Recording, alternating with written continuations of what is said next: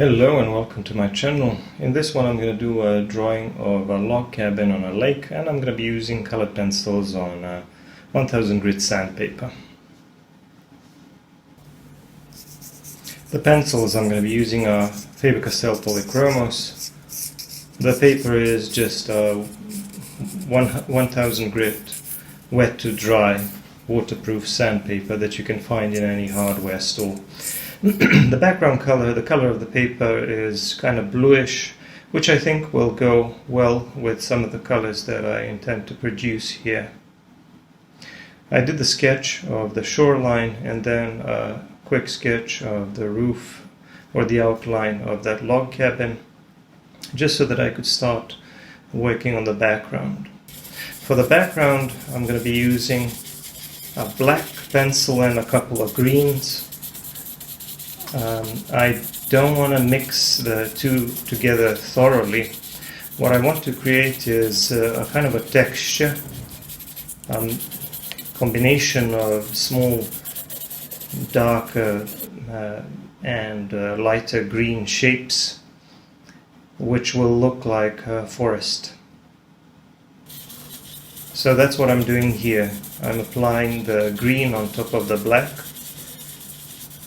but I'm not doing it very thoroughly. I'm just covering some of the areas and then softening that with a brush, because I want that part of the background to be slightly out of focus.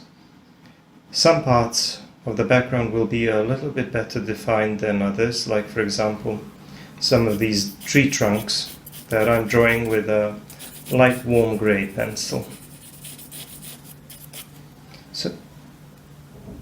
So we have some long or tall, thin trees in the background behind that log cabin. Another thing that I'm doing is I'm going back and adding a little more darker value between the individual trees so that I could create more depth in that scene. So if I have a greater range of value, that feels more three-dimensional. But as you can see, I'm not really trying to draw any specific or well-defined shapes when it comes to all that foliage. When you look at that background, you can just see a combination of lighter and darker green shapes, and that, I think, those suggestions I think will be enough to convince a viewer that they're looking at something that's supposed to represent a forest. I'm adding some slightly more deliberate marks here and there. But here to the left, I'm going to draw some foliage, this time in a somewhat more deliberate manner, drawing either individual leaves or clusters of leaves. And I want this to look like this is a part of the branches of another tree which is closer to our viewpoint and which is popping into the scene from the left side. So these are supposed to feel like they're in front of the rest of the trees behind the log cabin. Every now and then I will go back in and either add some lighter details, like maybe some suggestions of branches or some lighter foliage, or I will add some darker details to add more shadow between the trees. Anyway, as for the log cabin, I'm going to layer a couple of different pencils here. I can often start with a darker color to set the tone or the color, and then go on top of that with something a little bit lighter, like I did here with a brown, and then I added some light beige on top of that, and for some of the lightest parts I even added some ivory to imitate the appearance of those tiles on the roof or whatever they are. These are just some tiny details on the roof which will make the whole log cabin look a lot more interesting and detailed, so that it would immediately draw the focus. Here I'm throwing in a little bit of burnt ochre in addition to the light beige and the brown. But I'm going to do the rest of the roof in much the same manner. If you are new to this surface, you will see that I'm easily able to go back to go back and forth between lighter and darker layers. I can work from light to dark as well as from dark to light, and this is a huge advantage. As for the chimney here, I drew some of the slightly more round shapes of varied sizes to imitate the appearance of stones that the chimney is made of. And I'm back to working on the chimney here, just finishing the top and cleaning up the edges and adding some smaller details. The left side is a little bit darker, so that's going to be my shadow side, and that's what I need to keep in mind when I draw the rest of the roof here, because this part of the roof, which is facing away from the light source, which is on the right, should be casting a little bit of shadow to the right and down. That's why I'm making this part of the roof a little bit darker, using a black pencil. So once again, it's very easy for me to go back and forth with lighter and darker pencils, almost as though I were painting. And this is an advantage that you won't be able to see when you're working on regular paper. When it comes to the grit, I've found that with colored pencils the 1000 grit appears to work the best, because it gives you enough tooth for many layers, but at the same time it's not too rough so that it chews through your pencils too quickly, and so that it gives you some difficulties when blending. But blending larger areas can be difficult when it comes to when you're trying to overcome the background color of the paper. So if the background color of the paper is a lot different than the target color, you will sometimes have a problem blending smoothly and creating a large smooth area that doesn't have any texture. But that's a whole other story. Here we won't have that problem, because the background is, first of all, not that different in terms of value, but it also saturated with smaller details and stuff like that. So as you can see, I started imitating the appearance of those logs around the window. I mostly used an ochre there and then a little bit of brown in between them, and I did the rest of the roof on the left side. Here I'm drawing the outline of some of the bushes, which will be closer to the foreground, closer to our viewpoint. So behind them is the forest, and it's going to be darker and it's going to be a little bit less defined. So for the bushes here, I'm going to make them of a little bit lighter value, especially the top part of them, and I'm going to try to add a little bit more texture to them so that they would be a bit better defined than whatever is in the background. But I will have some slightly more detailed parts of the background, like a couple of trees which are maybe slightly in front of the others, and those are going to be drawn in a slightly more deliberate manner, where I will be drawing individual leaves and tree trunks and things like that. But for much of the background, I will just use a combination of green and black, and then kind of blur all of that, and not try to draw every single detail, but instead I will go back and maybe just draw a detail or two, just some suggestions of shapes within that mass of trees and foliage. There's a number of different trees here in the background. Some of them are coniferous trees, some of them will be deciduous trees, and there's also some bushes closer to the lake shore. Here I'm using a lighter green pencil. This is a May green, I believe, and I'm using it to draw some of the lighter clusters of foliage on one of the trees, so that I could make some of those trees or canopies of trees appear maybe a little bit more three-dimensional. Like I said, I don't really need to try to define every single detail, but with a few suggestions here and there, I can make the whole scene seem more detailed than it actually is. I can make it seem like I put in a lot more work than I did, and I can I can create some depth and dimension in it. There's a group of trees here in the middle which are slightly in front of the rest of the forest. These are very close to the log cabin, and these are going to be a bit better defined, and they're also going to be a bit lighter in value. I'm going to use some lighter greens here. I'm using a May green. I used a couple of different dark greens for the background. It doesn't really matter which ones you pick. Sometimes people ask me about specific colors, specific numbers. I can't always write those down, and I don't really think you need that, because different people use different brands, and after all, different people will see certain values and colors differently. So ultimately, if you're trying to reproduce something like this, it's up to you to choose the colors and the shapes and everything.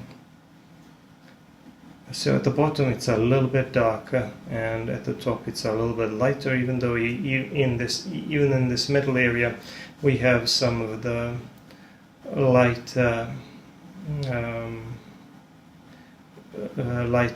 parts of the canopies popping out. At the top I used some even lighter color, like this light yellowish color, which I think will make some of the tops of these canopies stand out even further, or even better, against the rest of those darker shapes. But the thing is that here I have to draw slightly more deliberate marks, meaning that I have to make short, tiny strokes, either using a circular or a back and forth motion, because I'm trying to imitate the appearance of either individual leaves or smaller clusters of leaves, and that obviously takes a little bit of time, because there's just more detail to draw. Sometimes I can just drag my pencil and allow it to produce a texture of its own, and that way you don't really have to put in quite as much work, and it goes a lot faster.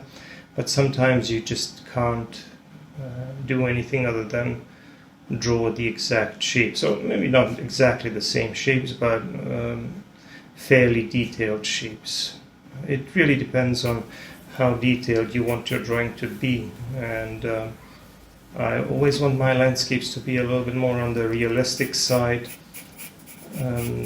Sometimes maybe they're a little bit more on the impressionistic side, and sometimes they're a mixture of both. Sometimes I just choose to blur out or simplify certain elements to make them a little bit more impressionistic, so that I could bring out some of the maybe more important details and make them look more realistic, so that they would draw the focus of the viewer. So these are just some of the tricks that I use in a lot of my landscapes, and I do like drawing landscapes with a colored pencil, because especially on this surface, of course, because on regular paper it would be virtually impossible to do something like this and make it look as good. Pastels are also an option for something like this, but I just tend to prefer colored pencils because of their precision, because of the smaller details, because of the fine textures and things like that. You will notice that this video is a combination of real-time and time-lapse, as are most videos here on my channel. But if you don't like time-lapse, if you want to see what the drawing process looked like in real time, if you want to see the full-length narrated video, then you should check out my Patreon, because there you will find hundreds upon hundreds of full-length narrated videos in different types of media, not just colored pencils, but also pastels, charcoal, graphite, etc. And you'll find a lot more additional content, because I not only post full-length narrated videos, but also talk about materials and some of the commissioned drawings I do every now and then, some of the challenges I face, and stuff like that. I'm moving on with the log cabin here, adding some more color and detail to this part of the roof, which is sloping down and covering the porch area.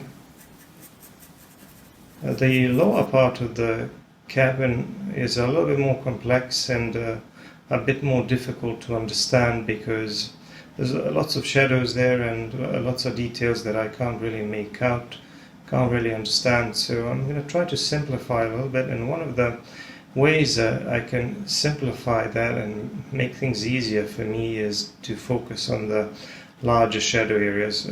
I'm right now doing a little bit more work on this roof, adding some light beige to make it lighter, because this part of the surface is facing up, it's facing towards the light source, so it has to be lighter. But now that I'm switching on to the sides of the log cabin and this part of the log cabin which is in the shadow, I'm going to try to focus on the larger, darker shapes. And what that will help me achieve is it will help me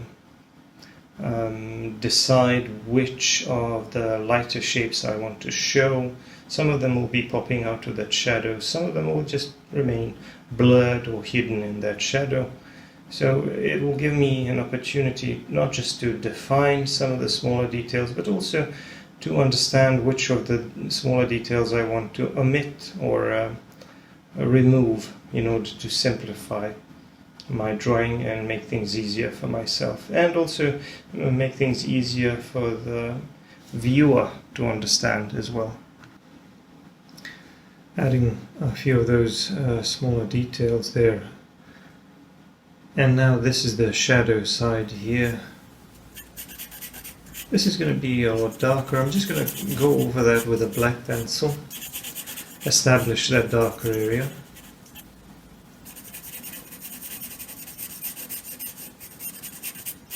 You can see that I'm leaving the lighter space for the window there.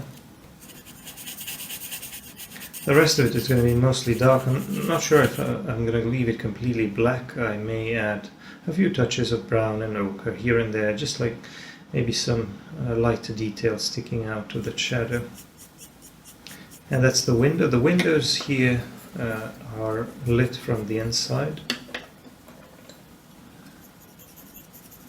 And there's a nice warm light coming from them.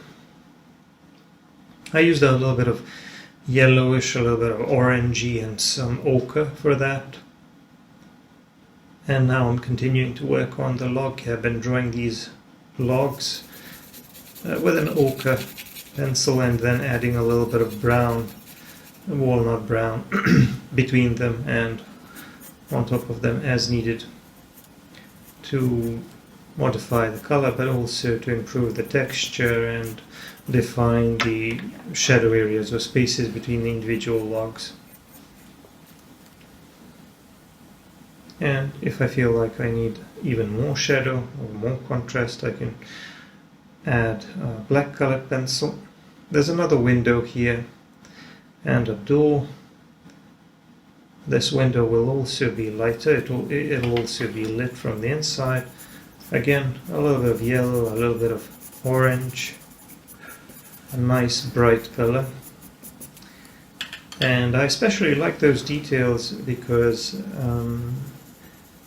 they stand out so much against the rest of the environment, because they're lighter, brighter colors. Plus, it'll give me some interesting details to put in the reflection in the water later when I start working on the water. Just putting down some finishing touches around the window, cleaning up the edge, and then doing the rest of the cabin here in the middle, around the door, and of course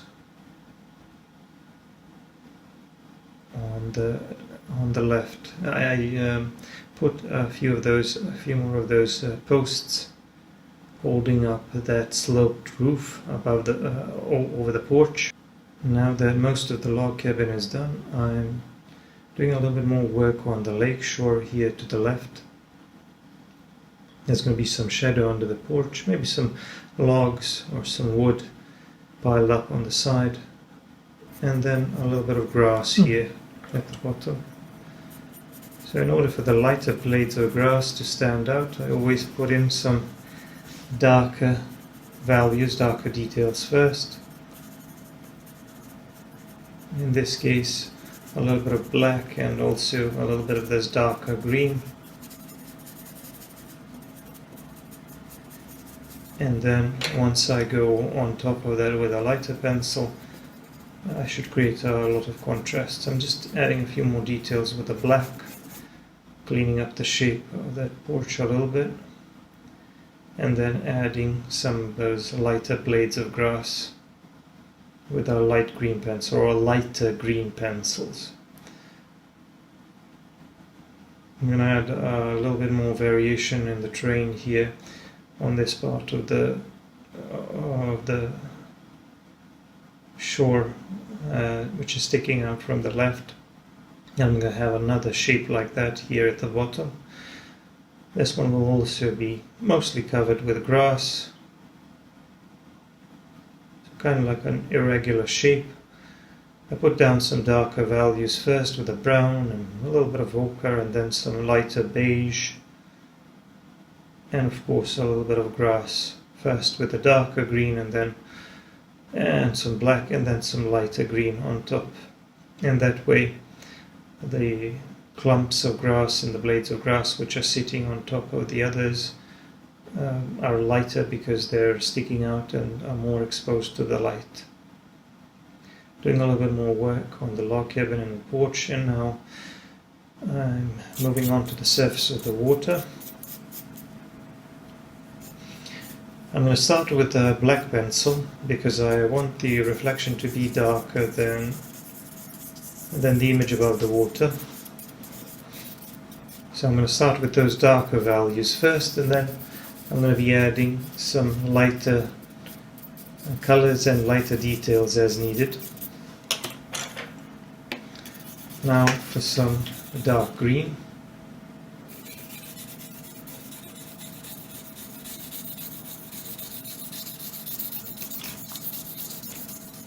Kind of layering that on top of the black. And I can also throw in a little bit of brown because the shape or the image of the cabin will be reflected in the water.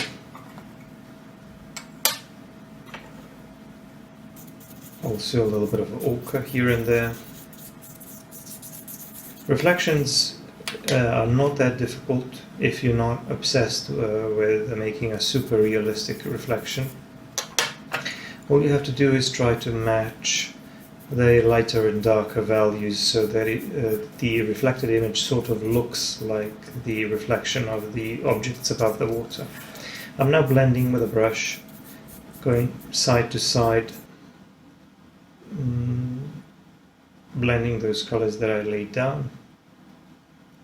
I did lose a little bit of vibrancy, but that's okay. I can always put in a little bit more of those darker and lighter colors to increase the contrast. What I need to be careful about is not to create too much texture or detail in the surface of the water, because it has to appear smoother. That's the reflection of the light from that window. Like I said, that's a very nice detail to add to the reflection. It's going to make the colors, not just the colors in the drawing, more lively, but it's going to make it a lot more realistic. That just small suggestion of a reflection, it really helps a lot.